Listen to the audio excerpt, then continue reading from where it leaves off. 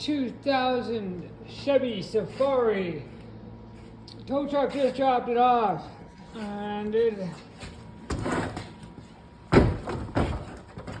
got a bit of an issue. The ball joint snapped, and who knows what else we got going on underneath there. We need some light, but that's what I'm at today. It's got snow and ice all over it. The tow truck had a hard time getting it in here, so it's pretty cold in here. So I'm gonna let everything melt off, and it's dripping down. And I don't have my ball joint press here, so I've got to run and get a ball joint press, and then I'm going to start on this. So stick around and let's see us do a ball joint on a 2000 Safari. Don't see these things too much anymore.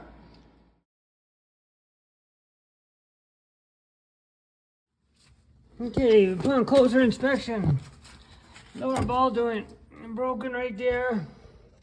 I don't know if you can see that, snapped off there. And this tie rod, sway bar link broken on both sides. So I'm gonna take it apart here and remove the top ball joint, move the brake caliper, leave the brake caliper on, and remove the rotor to change the upper ball joint first. Then I'll change the lower ball joint. Then I'll put it back on. Little tip. Make sure you spray this with penetrating fluid. What you don't want to happen is break the cotter pin off inside. Sometimes it can be a pain to get out. Same with this one up here. Other than that, it's pretty straightforward. These here are an Allen key. I think they're 3/8 if I remember correctly. And then I'll hang the caliper up here. Other than that, I will get back to you once I get the caliper off, the ball joint off, the tie rod off, and this, I might just take the sway bar end links off, just so they don't bang around as much, and then strap this up out of the way for the guy. Ooh, that doesn't look good. I think that's probably gonna have some play up here. Right there. And then once I get this all done, I'll check for play. This is ooh, that body mount's not doing so well either. It's a good thing it's a full frame vehicle. It's a little bit rusty, just a little bit rusty. Anyways, I will get back after I've done that part and record some of the pressing out stuff, the more interesting stuff. Once you get that castle nut off and the cotter pin out, I just flip the castle nut over. Don't hit on top of the threads. You're gonna whack right there. And I usually shock it.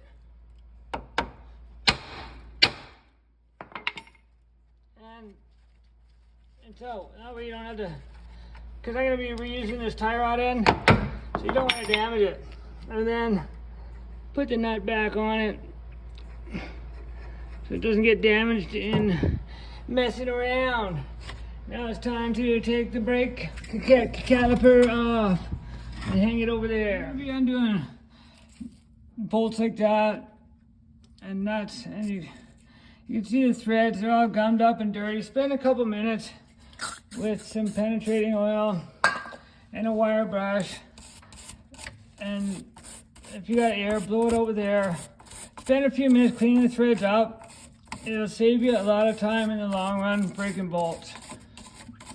Just the Jimi-rig tip of the day. Same with these bolts, the lower ball joint and the upper one. Once you get this off first and make sure it's all loose. Put it back on a few threads. Don't hit it on the top. Give it a good whack right there. See, I just shocked it. Because it's tapered, just pops right down. And then, yeah, see how that's all spinning right now? You don't want that to do that before you get the nut off. Otherwise you gotta grab it with vice grips, etc., etc. Okay. Moving on to the top ball joint. I put a tire underneath here too, because I'm gonna rest the rotor on the tire, because this wheel speed sensor wire plugs in way up there, if it even does, and it's probably rusted right here, right there, and there's no way I'm gonna get that out without breaking it. So I'm just gonna remove the rotor and put it on the tire underneath, change the ball joints, and reinstall it. It should save a lot of time and save from breaking that wheel speed sensor, which isn't cheap for this model. I believe it's probably $100 or something. Anyways, no need to do that. Carry on! The top one's a little different. You want to hit it there, not up there. Right there will shock it. And I leave the nut on a few threads, take the nut all the way off, and then put it back on until it just covers the bottom of the threads. That way it's not going to fall down and yank the wheel speed sensor wire out. And then you can get the tire underneath here and position the rotor on the tire and then remove the nut, because this is going to move quite a bit. And maybe I'll put a ratchet strap or a motorcycle strap or something underneath here to hold it up, so I don't end up. I'm gonna end up ripping that wheel speed sensor out just because I said it so many times. I'll probably do it. I'm just kidding. I won't do it. But if you see this as a new shiny wire soon, you'll know I did it. Working on weekends is also a good thing to do. This is a Saturday, and the reason I got this job, well, I mean, it's a friend of a friend, but they had it dropped off already at another shop, but they're not even open on Saturday. So they said, I dropped it off on Thursday. They said they wouldn't be able to look at it until next week. So anyways, that's what I'm doing. This ball joint came apart in pieces, and the ball part came out of it. I don't know where it shot off to, but now I'm stuck with this there and that there. So normally you can just do this with normal tools. Here's the new one just to plop in and it bolts on. But I can't get this one out with a hammer and chisel. So I'm going to try air hammer.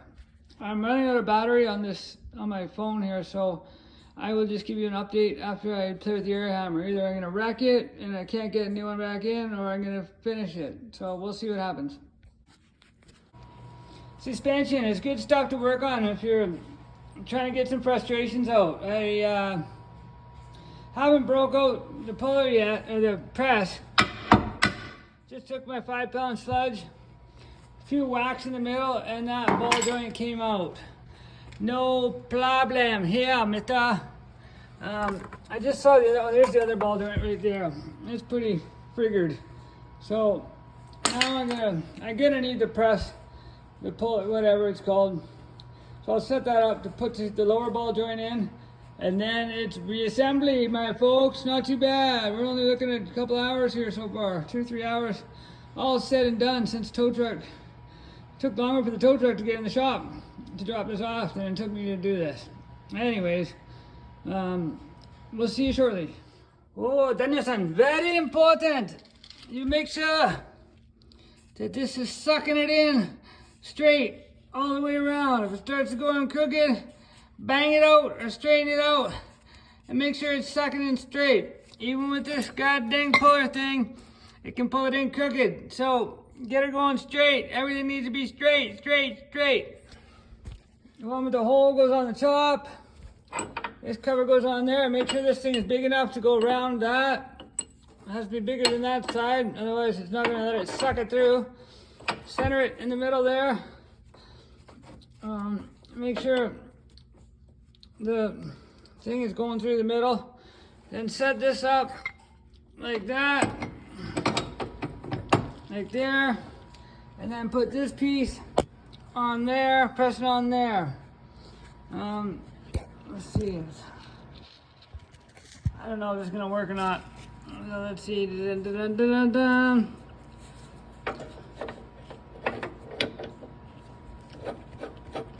Like that. Like that.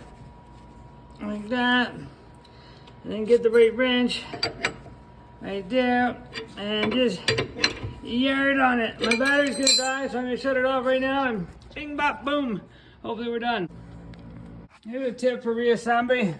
You put it on the bottom ball joint there, and then you get a long pry bar and you stick it in your upper controller, and you pull down, and oops, sorry you missed that. You pull down and you can put a little bit of weight on it, and then put the nut on there. Come on. Come on, you nut. This isn't in slow motion, this is in real time. Seriously? If I dinged up the threads doing this, I'm gonna be so mad. Okay, where's my little brush? Maybe there's a third in it. These are all the things that can happen when you're doing stuff. There we go. There we go. Keep the weight on there. And hold your tongue to the left and put your eyes to the right and push down. There we go. I do have a jack underneath the control arm too. So now that those are both started, I'll get a nut on the bottom ball joint. I will jack up in the control arm and take all the weight. Put all the weight on the lower ball joint and then tighten the top one too. It's hard to do it on camera, but you guys get the picture. If I jack up there, I can tighten this nut up here and then put some more weight on here and tighten that one up there. And then I can put the tie rod back on and put some cotter pins in. And if I can think of any other neat little tips, I will let you know. Here's my tip. Don't forget to put the rubber boot on the ball joint. I did, so I had to just lift it back off. That's why you double check everything before you tighten it up for good. Have another peek around, everything's hooked up. This has still gotta come off. Alrighty then. Ready to tighten it down. Let you know if I forget anything else. Bing, bop, boom. Castle nut, I had to use a cotter pin, grease nipple on the bottom, brakes back on. Gonna put the tire back on and it needs a test drive. So I think I'll charge my phone tonight. I'd like to go for a test drive in the morning. Hopefully the customer doesn't want their vehicle back tonight. It is like 9 o'clock at night.